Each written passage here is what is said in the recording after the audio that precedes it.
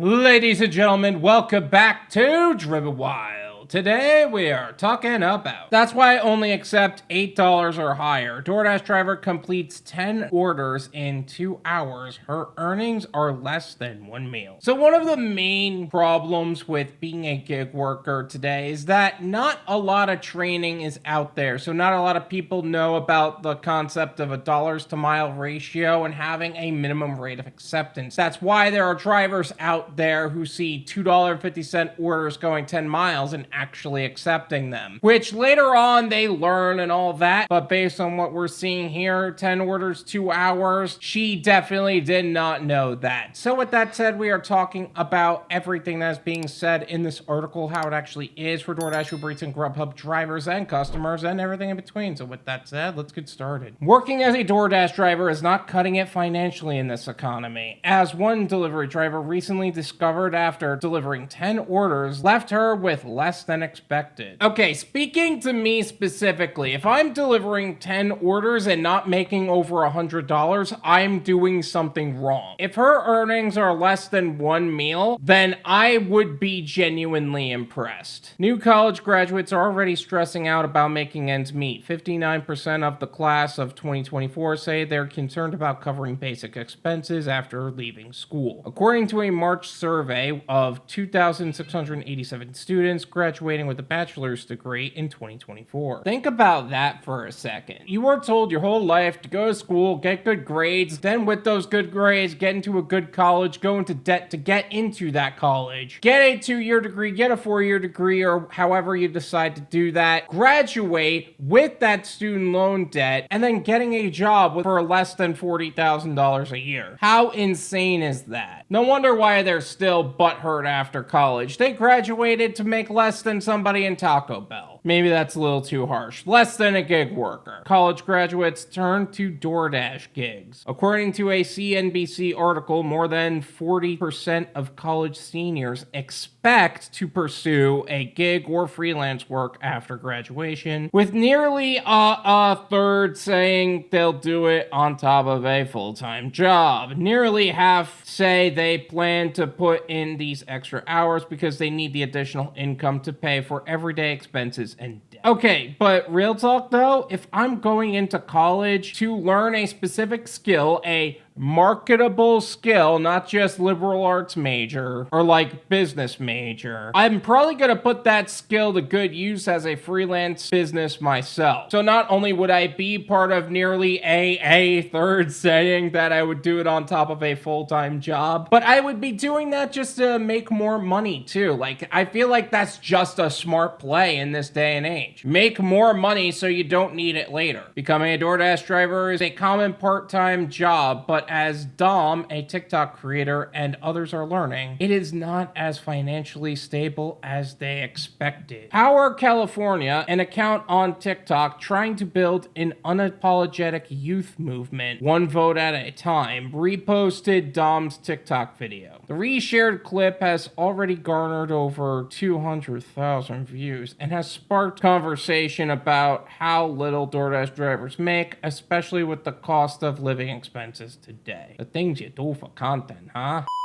I'm going to leave that TikTok as well as the profile in the description so you can develop your own opinions on the subject. I was going to put the original creator's TikTok in this, but I can't find the TikTok. So her as a creator and Powercalifornia are both going to be in the description. How much do DoorDash drivers make? According to the DoorDash site, there are various ways for a Dasher to make money off of delivering orders. They can initially make a base pay, which is DoorDash's base contribution for each offer made to Dashers. This can range from $2 to $10 plus, and it's determined based on time, distance, and desirability. That is what DoorDash will tell you, but the reality is it's mainly going to be $2. There are times when it goes a little higher, but not enough for it to be a significant amount. The large majority of your money is going to come from tips. The base pay is always guaranteed, but Dashers can make money off of tips and promotions, which vary by order. Promotions can come from peak pay, challenges, and delivery streaks. Peak pay allows Dashers to make extra money on each offer. Challenges give Dashers the chance to earn extra money for completing a certain number of deliveries in a set amount of time. Delivery streaks allow Dashers to earn extra money by accepting and completing offers consecutively when they dash, which I have made videos on all of those already, and there are other ways to make money. And let's not forget also the prospect of multi-apping and not being super dependent on DoorDash, because DoorDash's algorithm can be a little finicky too, especially with how hard it is to deal with how their system works. Tips vary by how much the customer who placed the order gives. Dashers receive 100% of the tips. Dashers receive 100% of the tip as long as the customer is delivering straight through DoorDash. Now, in the event that the customer ordered through Papa John's or something like that, the possibility is that they can take away the tip for themselves and then send the tipless order through the app that way. That's why I'm always conflicted on supporting a company like that.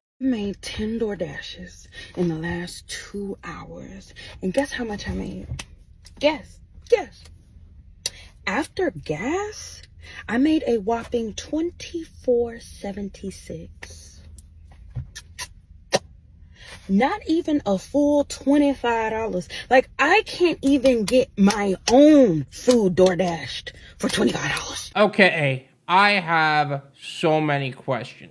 Number one, what was your acceptance rate during that time? Were you just accepting whatever came to you? This is a problem when a W-2 employee enters the gig economy without boundaries of their own. It's one thing to accept orders that you're receiving and try to get your acceptance rate up, but it looks to me like you are literally taking every order that comes your way and you're living with the base pay. In fact, I think you got 10 no-tip orders. No, that's not true. You probably got one that was like a weird small amount based on a percentage, but it's still not worth it. Heck, I think one of them possibly even tipped you a penny based on the 76. And here's the problem with being a W-2 employee. A lot of people think that you just work with any customer that comes your way. You're not supposed to as an independent contractor. If you see an order that is financially irresponsible to take, don't work with them. That's what's gonna happen. I appreciate the hustle. Don't do that to yourself, because 10 DoorDashes in 2 hours is still kind of impressive. Dom continues to share the financial struggles she has faced since moving from Texas to California. Wait a second. You moved to California? That can't be right then. 2 hours of work, $16 per hour is the minimum wage. In California, Prop 22 is 120% of the minimum wage, depending on where you are, plus 35 cents a mile during active time, which would be subsidized in your account. So if you made $24.76 under the pretenses of doing 10 dashes in 2 hours, that's a lie. Because most cases, you're getting 3 to 4 done in that period of time, and that's if you're 100% active during that hour. She's either being very emotional and being very immediate in her reaction and didn't receive the subsidy yet, or she's full of crap. If she says it's in the last 2 hours, then I would assume that she did all of those deliveries, has not received the subsidy yet, and she's being emotionally reactive to the situation. That's what I would assume based on what I'm reading. When I moved to Cali from Texas last year, I really thought that I was going to be living my California dream. I got my full-time job. I got health insurance, benefits, all of that stuff, all of the things that I thought that I needed to live a comfortable life. And it just feels like I can never make ends meet. Well, if you're door dashing just to have your food door dashed to you, that's a problem in itself. If you're a college student with that kind of debt and you can't afford to live, that's a problem. And I agree with you. But then again, you're also living in California, so it's the cost of living there is already astronomical. The cost of living in Texas versus California. According to 2021, the data from the Bureau of Economic Analysis, the annual average cost of living in California is $53,082. Based on that, it costs $4,423 per month to live in California. The same data states that the average total personal consumption cost in Texas is $40,114 per per year, making Texas the state with the 19th lowest cost of living. Yeah, you're going to notice that there's a huge economic disparity between California and Texas, and that's just on a surface level. I lived in New York for a long time, and when I moved to Florida, there was a significant difference with everything. Not to mention the overall benefit of going from one of the highest income tax states to literally none is phenomenal. You went from Texas, a no-income state as well, to California, which has a, 13% or something like that? Friggin' yikes. The Cali dream is just a marketing ploy, I swear. Cost of living in California is 38% higher than the national average, while housing is 97% higher. Similarly, utilities are 22% higher, and food, clothing, and groceries are 10% higher than the rest of the country. Florida ain't cheap either, but it's not that expensive. Massachusetts Institute of Technology tracks living wage calculations for cities and states across the United States, defining a living wage as the approximate income needed to meet a family's basic needs. MIT further defines basic needs as food, clothing, housing, and medical care. According to its 2021 figures, an individual has to have 28.5% more income to earn a living wage in California than in Texas. You need to make 28.5% more to live in California than Texas. How crazy is that? And that's in 2021. Things have exploded since then, inflation-wise. Housing is the biggest disparity between Texas and California, as 2021 housing costs were 48% higher in California than in Texas. Are we not going to acknowledge 2021 and 2024 are two different things? Granted, it's still gonna be huge, but really? But Texas does have more transportation costs. The average adult in Texas spends 9.9% more on transportation than the average adult in California. And to be clear, transportation costs are a subset of travel expenses, specifically to the cost of business transportation by car, plane, train, etc. This includes fuel, parking fees, lodging, meals, telephone charges incurred by employees, etc. Fuel is going to cost a little bit more because Texas, but you're going to make up for it in the lack of income tax. I'd say you're in a good situation there. But then again, California has Prop 22 where Texas doesn't. You've really got to weigh your pros and cons there. Just so frustrated because I feel like I've done everything right. Like, I went to school,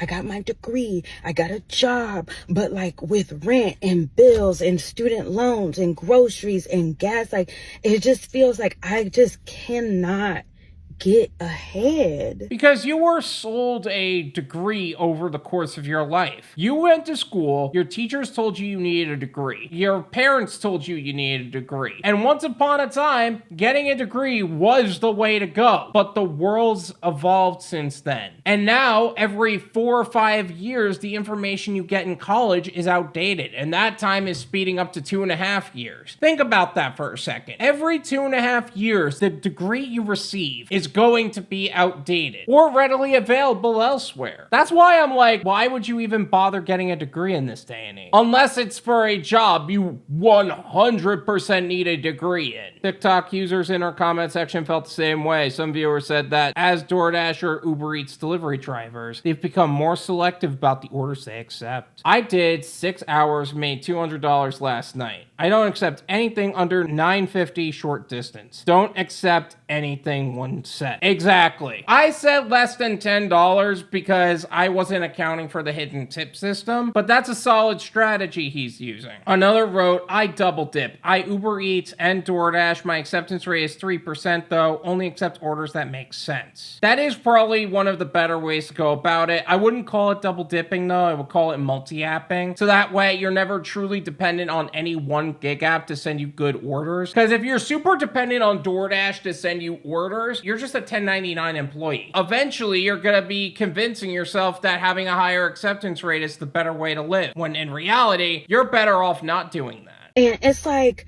these billionaires who have never had to lug 5 Big Mac meals with drinks up 3 flights of stairs. It feels like they are making money hand over fist. Something has got to give, and I feel like it needs to be them.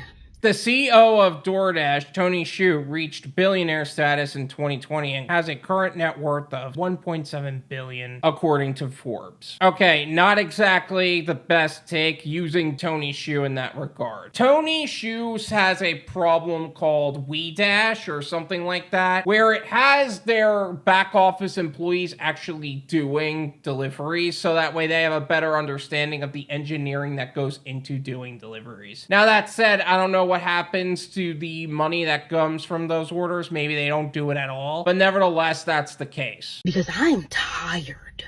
All right, the billionaires need to start opening their pocketbooks because I can't afford to keep on opening mine.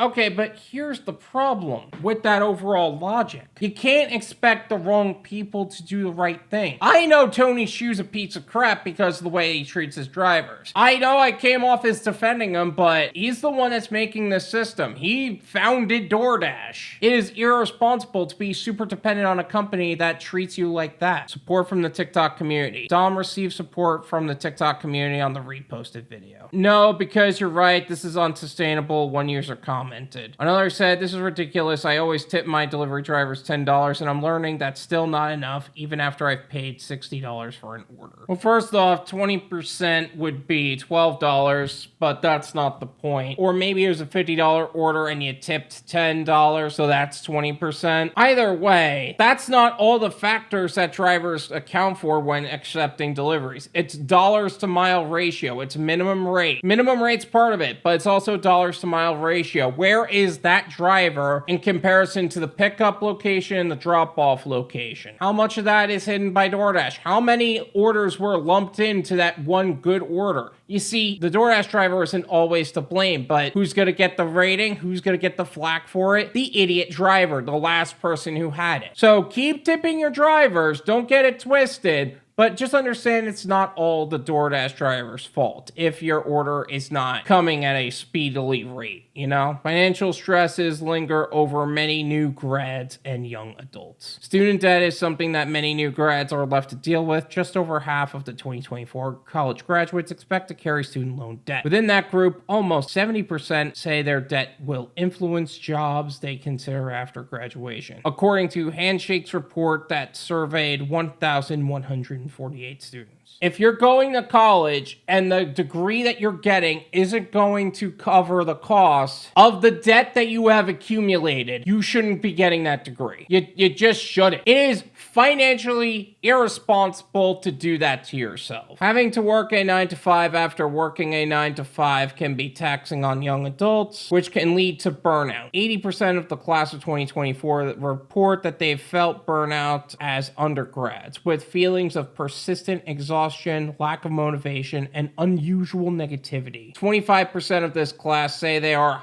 highly worried about being burnt out once they start working. And that is why you need to be more careful of the degree that you're choosing. Because why would you want to end up in a situation like that? This is my opinion.